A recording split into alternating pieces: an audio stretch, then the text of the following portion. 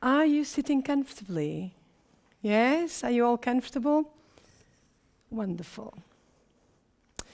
I'd like to introduce you to some of the people I've learned from in the last 20 years. I'm not going to talk to you about my work as a professional. I'm going to talk about the amazing inspirational work of other people. And the work of these people was only possible because they were clever, they put patience at the center of their work, and you know what? They were not entrepreneurs of health. What they want is that the patients are well. They don't want the patients to depend on them. They want the patients to learn how to live better and to go away and do it. So, a number of countries. This is Sherrington. He was a physiologist. He won a Nobel Prize and beginning of the 20th century.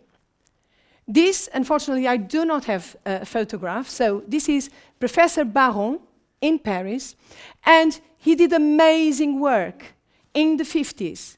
In his PhD thesis, he worked with fish and he worked with mice. And he manipulated the eye muscles, which I will show you in humans. They look very much like this, okay?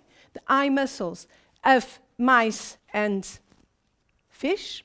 And he realized that by making small manipulations in those muscles, the fish stopped being able to swim in a straight line. And what was happening was the fish would swim round and round, or in an elliptical shape. So he realized that the eye muscles of fish and mice and the back muscles are connected. How many of us know about this? Very few, very few. And this was very important because later in Portugal, where I come from, another two professors, one of rehabilitation medicine and one was a strobologist. A strobologist is a doctor who's an ophthalmologist and then is an expert in these eye muscles, right? The oculomotor muscles. They allow our muscles to move. And when this knowledge comes together, they found out amazing stuff that gives freedom, when well applied, freedom to the patients, so the patients don't have to depend on these doctors. They don't have to depend on the national health system. They can treat themselves.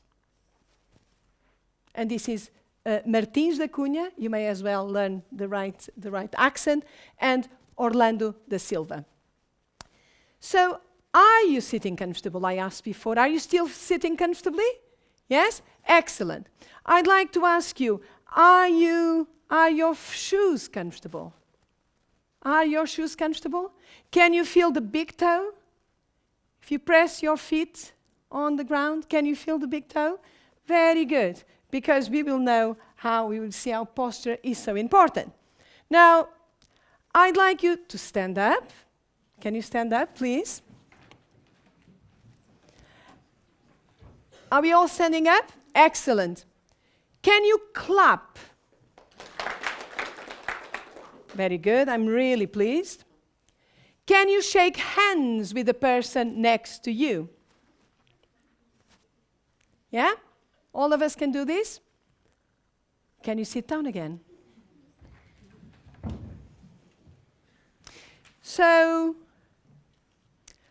how is it that we can do this?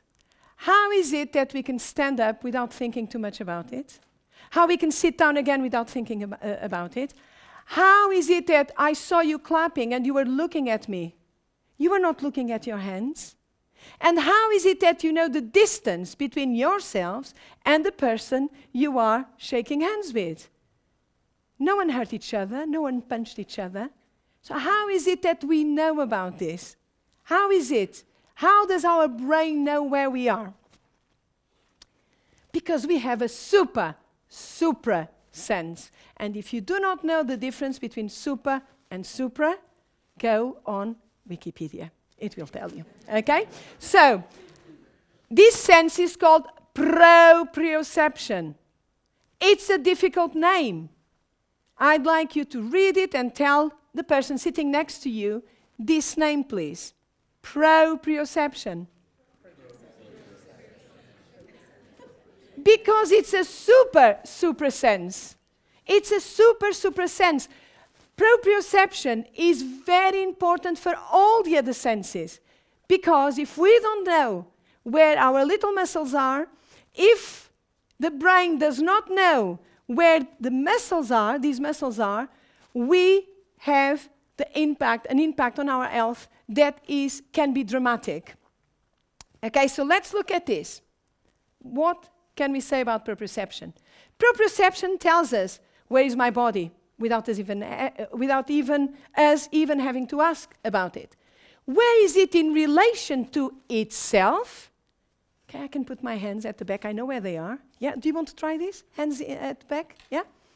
And see what you feel. Yeah? Do you see we have receptors? Yeah, do you feel a little tension here? Yeah? Receptors that indicate where our arms are when we move them. And also, very importantly, between ourselves, our bodies, and the surrounding. That's why we can shake hands without punching each other. So, what happens when there is a dysfunction of this sense? Now, let's look at this case. This is a girl.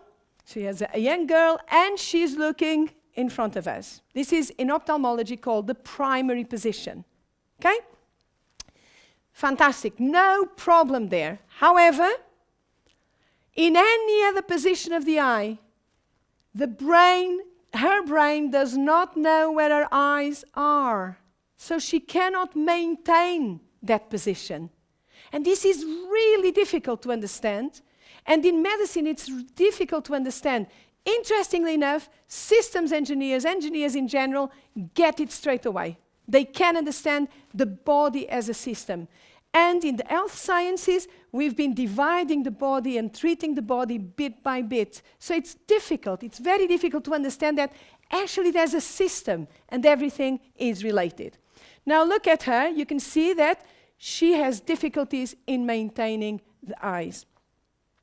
If you do not know that this is a proprioception dysfunction, you will say it's psychogenic. Maybe she didn't have a good mother. Maybe they have problems at home. Maybe it's the new school. And so there is this word, psychogenic.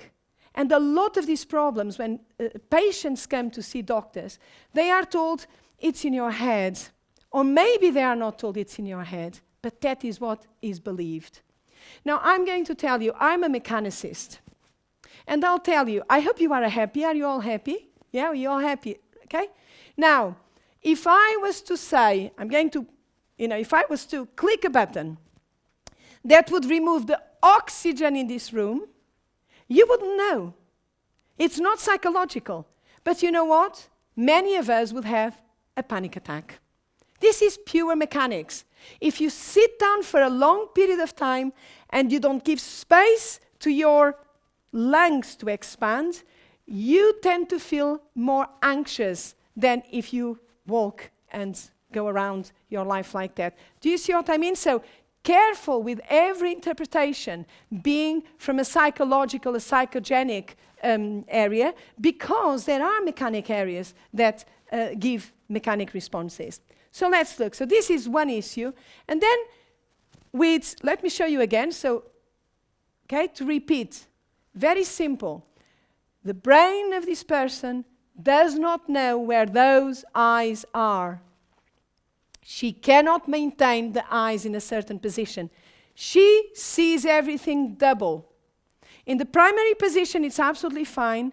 As soon as she starts moving her eyes, her life is a nightmare. This girl cannot go to school. She will not read. This girl is more likely to walk against furniture because she does not automatically know where she is in relation to her environment. So it's a very, very difficult life, a life of disability. Now let's look at another case of another girl who also has a proprioception dysfunction, a dysfunction of this sense that tells you where our feet are, where our hands are. And look at this. This is very interesting. She is a friend of my son, a very good friend, my friend as well. And look at this. Look, she is looking at, her mother is filming her, and she thinks she's walking in a straight line. And look at her limbs. Look at what she's doing. I'd like you to stand up, and I'd like you to do this. I'd like you to actually do this. Standing up, please. Yeah? Try doing this. Do you notice? Do you notice that you're, yeah? Do you notice that? Yeah? So if you'd like to sit down again, what is interesting about this is that this girl believes she's walking straight ahead. She does not feel, did you feel the pressure, all those senses of proprioception telling you this is not the good way to walk? Now, in this girl, in this friend of mine, she does not know that. She is absolutely sure that she's walking in a straight line. When she's in a tight corridor, because she bangs, it's dangerous. She bangs against furniture, she bangs against the banisters, she knows she's not in a straight line. But in her brain, she thinks she's walking in a straight line. So, according to these specialists in Portugal, they say this is a proprioception dysfunction. Okay? So let's look, from the back, the effort she's doing. Yeah? To balance, thinking that she's not doing any effort. Her brain does not recognize this condition. Okay. So, what would typically a patient with these characteristics be told in a hospital? They would say, okay, to go to school, you need a wheelchair. We're talking about children and adults, right? A child of 10 who is fantastic at sports, who is popular, who does not have a worry in life. To go to school, she depends on her mother, her father, or a personal helper, and a wheelchair. From one day to the other, there's no reason for it. She spent 48 hours at hospital. No one finds any organic problem, because it could be a tumor. Both cases, it could be a tumor that is impacting on our centers that give us the perception of movement and space, but there is no organic cause. And this is what is interesting, because it's not organic, it's a dysfunction of our supra sense, which is called proprioception. Yeah, it's not that difficult. So, mobility aids, rehabilitation, which takes months or years, and it might not work. Medication, dependence on medication, and in the case of the girl where the eyes are not quite as they should, surgery. The big problem is that in these cases, the children who get an operation to the eyes because of their eyes not being quite right, you know what very frequently happens? They then not only continue to see double, but then they become like the other girl who cannot balance. Because this is a dysfunction. This is a dysfunction. So what do the specialists in Portugal say? They say, look, this is the ear. Look at this earlobe. Yeah? Do we recognize the earlobe? And in our system, in our brain, we have a very, very hard bone. It's the hardest bone. And in that bone, we house something very important, which is a system to balance. Okay? And a child told me, actually, that looks like a snail meeting 3 worms. Yeah? Look at it. Do you see? Do you see the snail? It meets, yeah? So these 3 worms are semicircular canals, and they're very, very important for balance. Now, as I showed you, it's really difficult to get there. Yeah? And what is interesting is that people concentrate on this system. And they say, we need to treat, the problem is the balance, it's the balance system, because they don't realize that that balance system is also feeding information onto the proprioceptive system. we don't only balance with here, we balance with our eyes, we balance with our feet. Do you see what I mean? So in many countries, we are looking at this worm-snail combination. But actually, there are also other captors that are easier to access. Okay? So what is the treatment? Active prismatic glasses. Now, interestingly, when we talk about this, in some countries, they say, oh, we know all about those. We have hundreds of those, right? This is what it looks like. Yeah? Looks like. But what the way to put it is very specific. We're not trying out to see, does the person balance like this or not? These experts, they designed a protocol according to certain eye muscles. Yeah? Certain eye muscles. Remember certain eye muscles in the fish and the mouse? They are connected to the functioning of the back. You see how all of this comes together?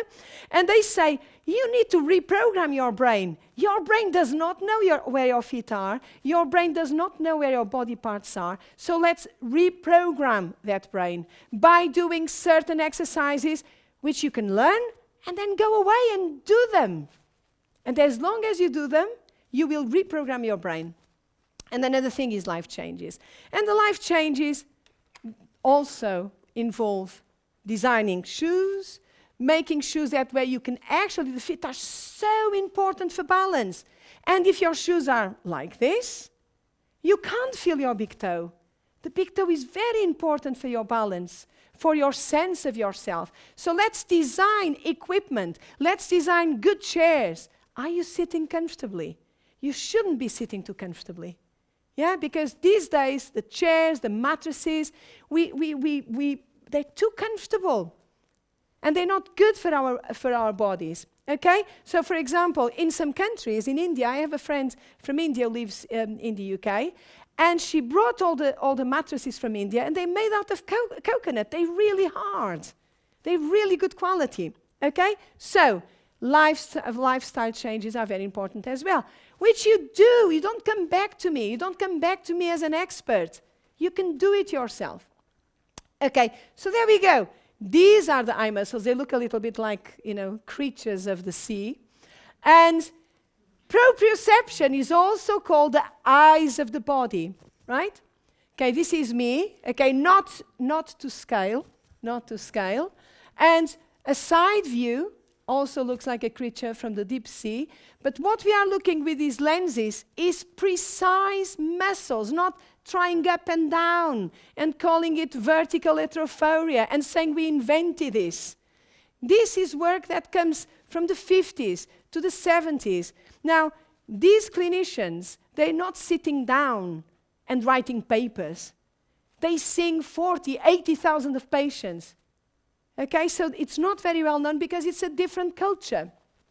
Okay, so there you go. Again, not to scale.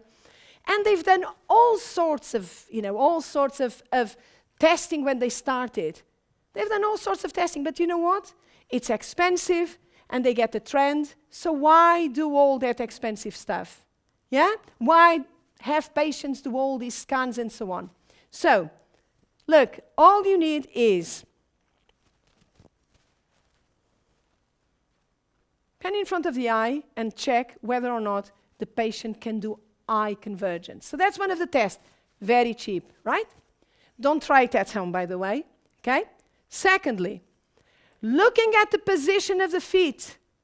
It's very important. Where are the asymmetries? If I'm standing like that, there is a certain asymmetry. If I'm standing like that, there is another type of asymmetry. So it's not only looking at the eyes, it's also looking at the whole body. Okay? Cheap. Easy. Another thing which is really interesting is how does the person move their neck to the right or to the left, and how do they tilt it backwards? And people say, it doesn't matter. How can you see anything there? And you know what? It's very minimal.